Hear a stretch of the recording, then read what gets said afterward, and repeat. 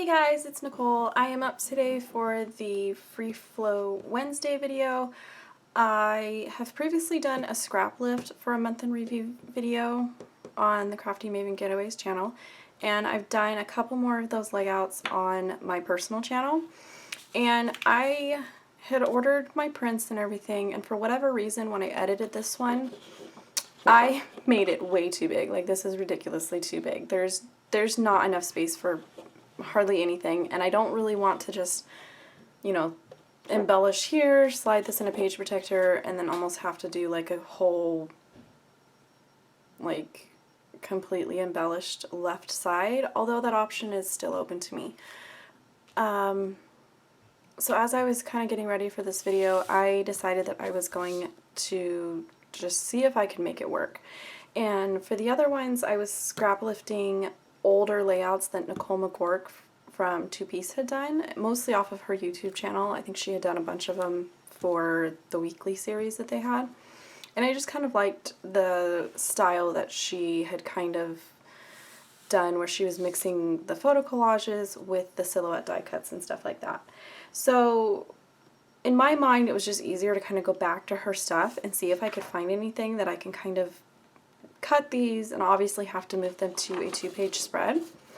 So cruising YouTube, I found this one, and I'm debating about trying to see if you know, if I can end up cutting these down, but I don't know. So this is basically as far as I've gotten in the planning stages, and now I'm just sort of trying to give myself the push to get it going. So this is definitely going to be an experiment for me, especially because I'm kicking myself over how big I edited these photos to be. So I'm going to take you along on my journey and this Free Flow Wednesday. Alright, first off, I'm going to tell you that I ended up ditching those papers, and you'll see here in a second. I ended up not really following the intended scrap lift that I had found. I just kind of went with my go-to things, and then I added some stuff in later on. So here you can see I just started very carefully trimming down my photo collage and trying to figure out how to rework that into a different type of collage. Now, I ended up having to do 2 separate sit-downs in order to get this done over the course of 2 days. So this was the first day that I sat down. You can see how I've laid it out, and I've left an empty space, and I had intended to put those 4 photos on the second column, add an extra square and kind of embellish it and sort of have those be outside of the grid. Coming back to it on day 2, I kind of forgot about it and just kind of went with my own thing. Now here you can see I'm flipping through those papers, and I was shocked to find out that they were single-sided. I should have known when I couldn't get the package open because the tape had sort of fossilized, and then the papers were single-sided, so my hope of being able to use B-sides of the patterns I didn't like just wasn't working. So I was still trying to work with them. I grabbed my big file of my mind's eye and was starting to pull some B-sides to kind of mix in with it, and then I just kind of went on this like, no, I like this, I'm going to use this line from Lime Twist, and I believe most of the patterns were from the Happy Go Lucky, which this is old, this is 2011, but this for me was when my mind's eye could do no wrong. I loved the vibrant and bright colors. I liked how even though there was 4 different color schemes, you could still pull a purple from this one, a blue from this one, a green from a third collection, and you could still make them work. You could mix the B-sides from one line with the A-sides from another line. I bought 2, possibly 3 sheets of a lot of these patterns, and this, for whatever reason, 5 years later was the first time I'd used them. So I like seeing, you know, 5 or 6 different patterns. If I pull 5 or 6 different patterns, I'm going to try to use them. My go-to method is just to start cutting them in strips, and you'll see here I cut a 3-inch, a 4-inch, a 6-inch. I cut one down based on the way that the pattern was, which was those buttons.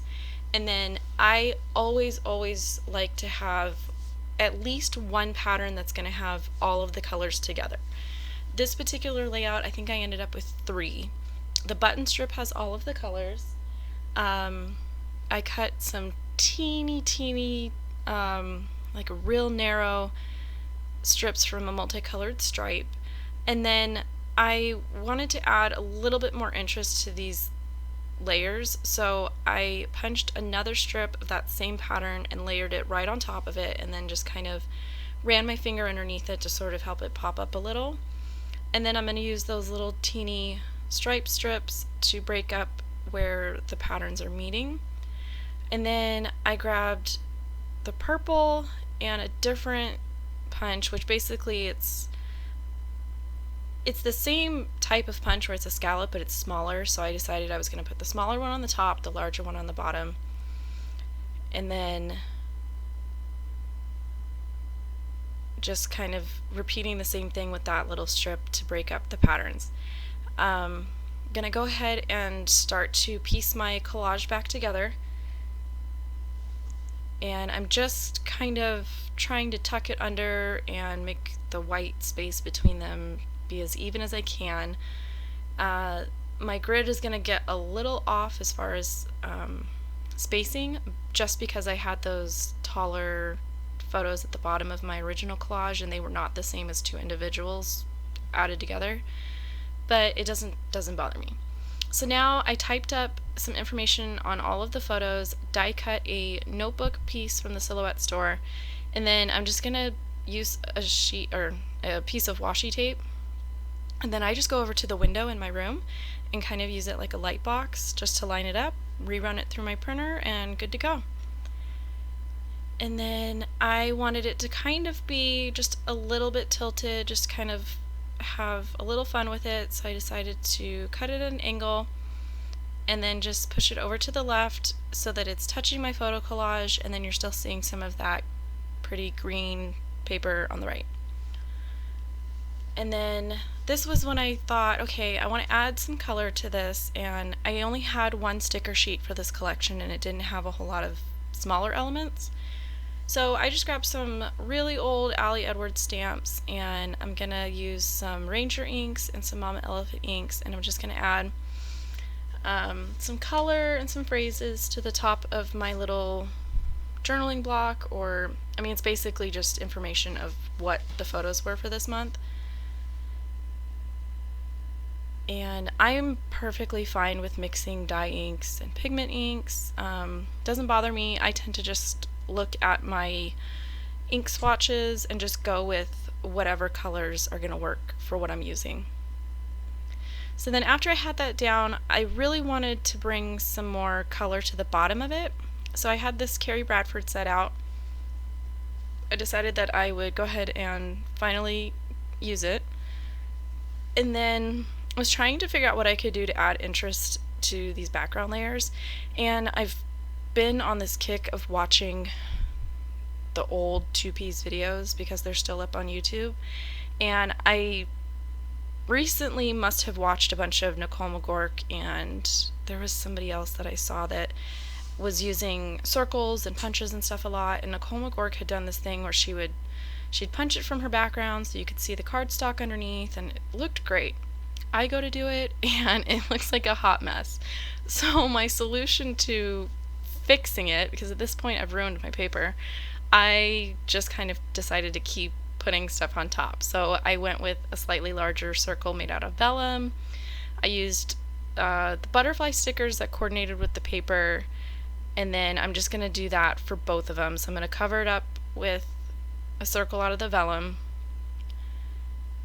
and then again put another butterfly in the center, and then I had some phrases from, I believe it's from Authentique, which I think these are actually newer. Diction, I guess is the line. I don't even know where I got these. And then I decided not to pull up the papers for the one above my journaling. I just punched a circle out of vellum, added another of the stickers and a phrase, And then I'm going to put 2 tiny paper clips onto that little notebook page just to kind of add a little bit more texture and interest over there. And then I wanted to use one of these longer phrase stickers from the sticker sheet and just kind of bring some of that purple over to the left. So I'm going to tuck it underneath these photos over here. And then I went and cut out my title, and for all of my 2014 month in reviews I'm using the same title style and the same paper. This happens to be a wood grain textured cardstock. I believe it's from American Crafts. I purchased mine from Scrapbook Generation, and I was hoping I could get all 12 months out of the one sheet, but I'm gonna have to go back and order another one because I think I only ordered one out of this color. At this point I realized that I'm out of my favorite liquid adhesives, could not get my spray adhesive to work, so I just grabbed this this white glue and just went ahead and used that. And then I'm just putting some stamping blocks on top to kind of help it. I notice when I use the liquid glue it tends to bubble up or warp just a tiny bit, so I just was trying to avoid that. And I have noticed with these cut files that the bigger I cut it, the better they cut, and if I turn them so that they are cutting almost vertically on my paper, they cut much smoother.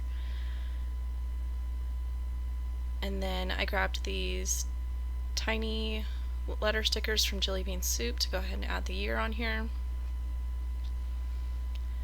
And then I grabbed some of these sequins, which I believe these are Pretty Pink Posh. They came in a mix from My Favorite Things stamps. I had purchased one of their card kits. It was the first one that they put out, and it included a bag of these mixed ones. And I have some of this color, but I liked the fact that these were mixed sizes, and I didn't have any of these larger ones, so that was kind of nice.